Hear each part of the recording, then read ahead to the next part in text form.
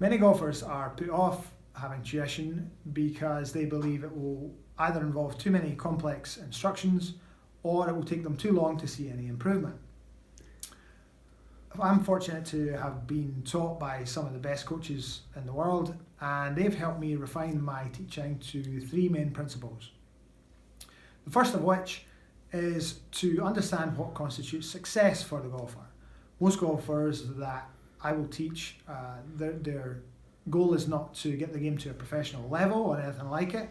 They're quite content to see themselves improving even by just a few shots, or even in some cases to get their game back to a level that they once played at in years gone by. So it's important to understand that before we start so that we can tailor the instruction to their needs.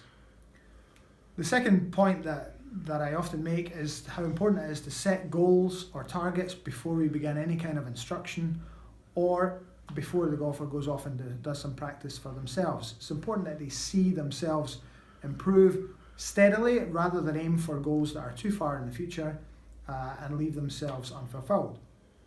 The third and final point that I always make is that all of the teaching that we do has to be based on tangible results. The results that we work towards have to be visible, have to be able to be felt by the golfer within as little as 3 or 4 swings.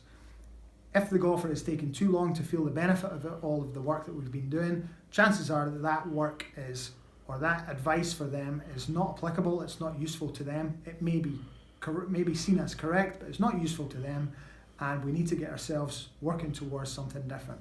It should be visible to see an improvement within as little as 3 or 4 swings.